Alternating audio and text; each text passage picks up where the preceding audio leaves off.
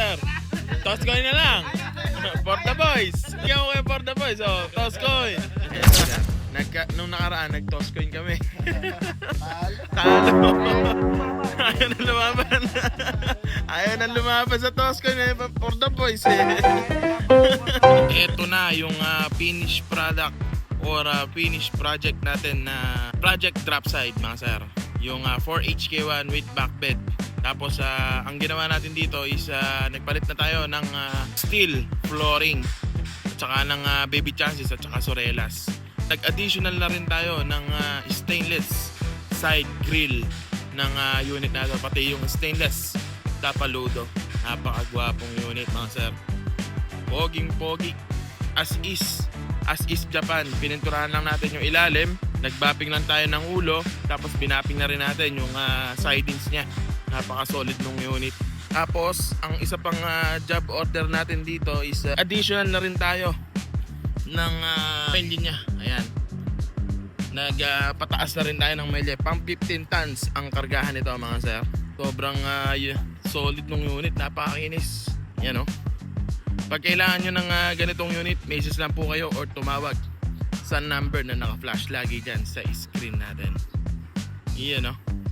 Shoutout nga pala sa kay Sir John Paul Esena ng Pangasinan. Pag kailangan nyo ng mga onion, message lang po kayo sa kanya. Onion na dealer po sila mga. Tapos kaibigan natin na si Sir Christopher L. Paras. Pag kailangan nyo ng backboard or mga ilaw, meron yan si Sir. Message lang po kayo sa kanya. Tapos shoutout din sa mga kuyang natin dyan. Mabuhay po kayong lahat mga sir ko. Iyon sobrang solid nung unit. Napakagwapo. Ito yung loob nya. Napakakinis. Ayan solid na solid mga sir. Harap likod, dagdag muelye. Pang 15 tons mga sir. Yun guwapong unit. Sir, toss coin na lang.